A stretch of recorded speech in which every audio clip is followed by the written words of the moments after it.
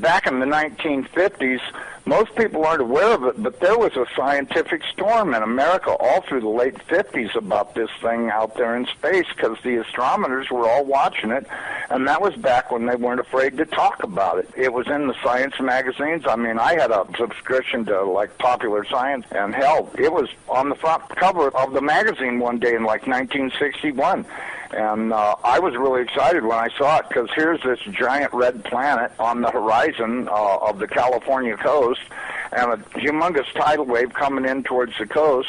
And having grew up in the mountains of the Sierras, and this thing in the magazine, it said this tidal wave coming in was going to be at least 3 miles high. And I went in and showed it to everybody in the house, and they laughed, and they said, look, it says right here, there's nothing to worry about. It won't be here for another 50 years. Hey, guess what? That 50 years has came and gone. And this baby's out there in the sky. They've been watching it. I watched it. And I can tell you, this thing has got so much trash coming around it. You know how we live in a solar system? We've got 9 planets and a big sun. This thing has got 7 planets and its own sun. But I believe that instead of having dirt on it like our planet does and water, I think this thing is just a big, bright reddish-orange iron ball because it's giving off all this red iron oxide dust out into the atmosphere. When we thought at first it was just a teeny little red speck of fuzzy red dust in the distance, but over the years as it went by and we watched it, it got bigger and bigger and bigger. And then finally, about '08, we could see this thing like it was across the street. And we could see that it was a blazing hot ball of fire giving out sparkles of red iron oxide dust for thousands of miles in every direction. And you could see the planet circulating it. Now, I'll tell you one thing that I really am nervous about. I think this thing's got a planet like ours circling it. This is its own solar system. We're about to have a solar system come through the middle of our solar system.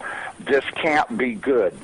But unfortunately, it looks as though that's what's going to happen. Hopefully nothing in this mess will hit us, even though it does say it will in the Bible, at leastwise it does in my Bible. It says we can expect all kinds of problems.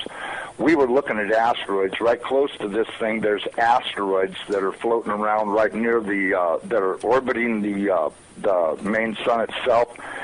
These things appear to be about 500 miles across. And as you go back into the tail, you get into meteorites that go back for millions of miles in the tail. This thing looks like a giant red teardrop-shaped dust cloud. And you can see, once if you're able to see it up close like we did, you can see every speck out there. I guarantee you there's trillions of meteorites following this thing. Now, these CIA people that I know say that we're not going to be that close to it when it goes past us. They're saying that in order to attain breakaway speed, when it comes up around the backside of the sun, its speed will at least double, possibly more, which will put it here earlier than everybody is saying it will, and that this thing will probably be about 20 million miles from us when it crosses in front of us. And then as soon as it flips us upside down, we're going to go into its debris field tail and be pelted with meteorites. And, of course, in the Bible it says they will talon 70 pounds. So if you've got 70-pound meteorites falling like hail, and I can guarantee you they will be falling like hail because there are that many in the tail of this thing. This thing has got a tail loaded with trash. I mean, it's incredible the amount of stuff that's in this thing's tail. And we're going to go right through that tail, and if it doesn't beat everything on the surface of the ground into a flat putty, I don't know what it'll take. I tell everybody, you better be at least 20, 30, 40, 50 feet on the ground and have either concrete or stone above you because it'll break through the roof or whatever you've got if you don't. These CIA guys told me that this pole shift will probably happen from start to finish in around 28 minutes. That doesn't give you a lot of warning. When you see that thing out there in the sky, you're going to have to run as fast as you can to your underground facility because this is going to happen so fast. Now, see, here's another thing nobody's talking about.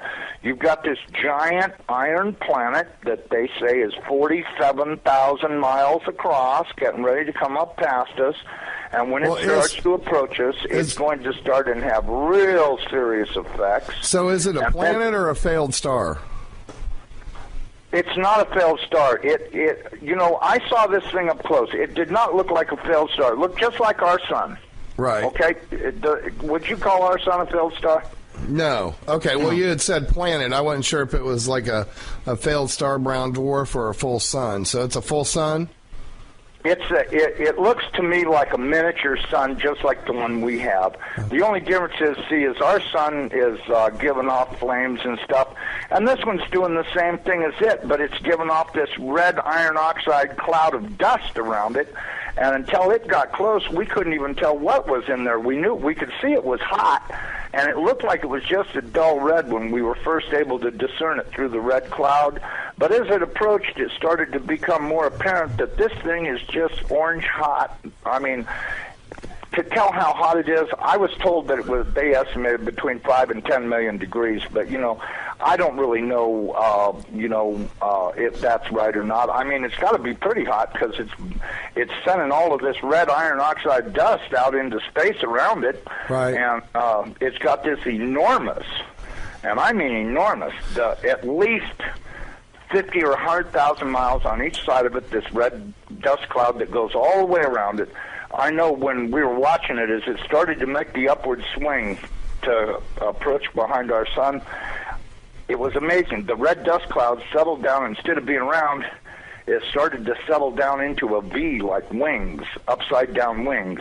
Right. And I thought, boy, I wonder if that's where the ancient Sumerians got the idea this thing had wings, because, centrifugal force is a funny thing. When it comes back up around the planet, when we see it in the sky, my guess is it's going to look like it's got wings, because centrifugal force is going to be pulling the red iron oxide dust and particles out to one side, and then as it starts to climb out and go away from us, listen, I was told that this thing's magnetic field is going to be so strong, anybody that does not have a padded lead helmet to wear will have their brain gutted for everything they ever knew, and they'll be a complete raving moron after this thing passes.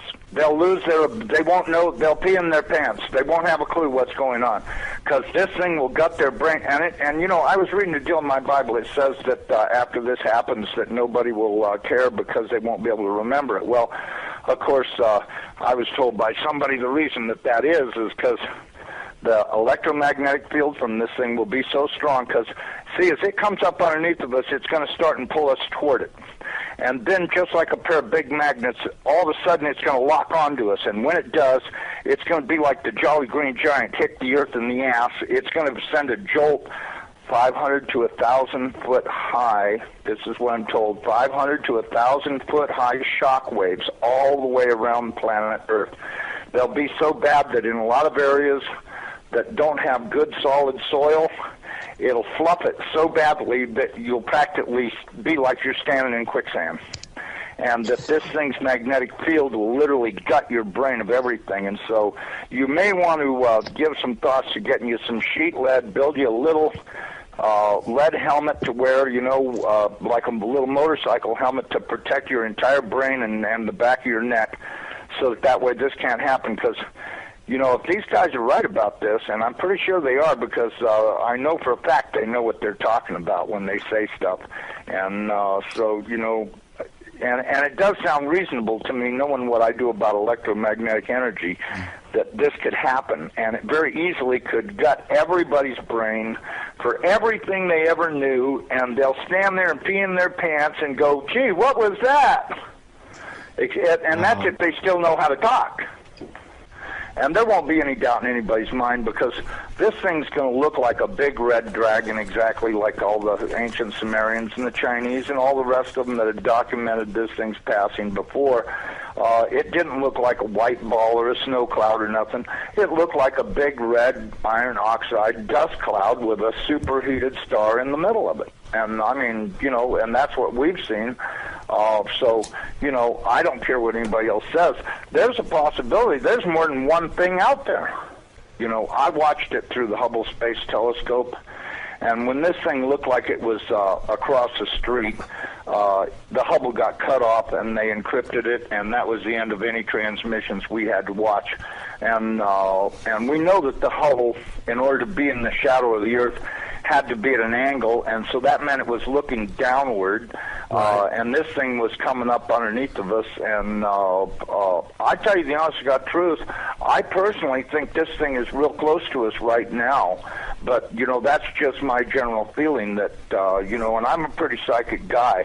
I have the feeling that this thing is right close by and that we're going to see it any time. I mean, I've been doing everything I could do to get prepared for it to. I'm really worried about what Jesus says. When the fig tree is putting on its leaves, know that summer is near, and I'm at your door. And that worries me more than probably anything I've read in the Bible about this whole thing, the parable of the fig tree, because everything seems to be in place for this thing's arrival. And the bad thing is, he says, I'm going to come like a thief in the night. Well, it does also say in the Bible that I'm going to make the sun go down at noontime in Jerusalem. Okay, if that's the case, there's only one thing that'll make the sun go down, not hit the horizon, go down at noontime, and that's if the planet experiences a pole shift. Okay, I got a quick question that you can probably answer really quickly and then continue from the chat room. Wants to know if you're talking about PlanetX or ELEN, and I don't think, I've never thought ELEN is PlanetX. Terrell's pretty stuck on that, but I think ELEN is a result of it. It's a comet that's been kicked in. ELEN is extinction level event NIBIRU is near. Right. Does that explain it? Yeah. Okay, because listen, they've known about this thing forever. And I mean, they've known about it forever. I mean, if I read about it in a science magazine in 1961, that tells you that, I mean, it's only 1,800 years away. How could they not be able to see it when it came around the backside of the last sun and headed this way? Right. You have to know they've been watching it, because if Carl Sagan was showing stuff that they took with their old telescopes that was billions and billions of miles away. And this thing's only 1,800 years away. Well, and by 1930, it was only 70 years away. We do estimate that this thing, let me give you a thing, maybe you can figure out your own timeline. We estimated that this thing is traveling around 3,500 miles an hour, okay? Okay. That was our estimate of its speed. Now, it has been picking up speed, and that's the reason why we think it's going to arrive early, because when it comes around the backside of the sun, it's got to double that speed in order to attain breakaway speed to leave the sun and not wind up orbiting it. It's never orbited the sun in the past that we know of, so that means that it's going to have to attain breakaway speed to head back out into space. Now, you look at the NASA videos, photos, and all this other crap those morons put on the internet. This thing is coming in. It's going to, as soon as it goes around the top of the sun, it's going to go back out into space. Right. And it's going to do this really fast. When it goes past us, it's going to go past us so fast that we'll almost have no time to get ready. That's my opinion, but, just drawing it out on paper a few times and thinking about it, and I went, if this thing picks up enough speed to make breakaway speed, then that means it's going to come past us. This thing, according to what I was told, is that this thing is approximately 47,000 miles in diameter, 4 or 5 times the size of the Earth, and it'll come past us, and we won't have a lot of warning, and we won't get to see it in the sky until it's on us. I think the NASA timeline is completely off. I think this thing's going to arrive much earlier than they say it is. I know they're saying October, but, if you look at now, I was told that the poles are not shifting at 42 miles a year. They're shifting at 42 miles a day. And the reason is because this planet is rolling over to face this thing. Now, when it goes by, it's not going to push our North Pole away. It's going to grab our southern pole with its northern pole, and it's going to be like somebody kicked this planet in the ass. That earthquake that it talks about in Revelations, when the opening of the sixth seal comes, from what I've been told, that's very accurate, because that's exactly what's going to happen. There's going to be a massive earthquake when it locks onto us. As it goes past us, we're going to follow it right upside down. The oceans are just going to be roaring from pole to pole, as you could well guess they would, because if you take a planet that's 7,000 miles across and roll it upside down in 30 minutes, you're going to have some real serious problems with wind and water. We should be preparing to expect this thing to show up any time.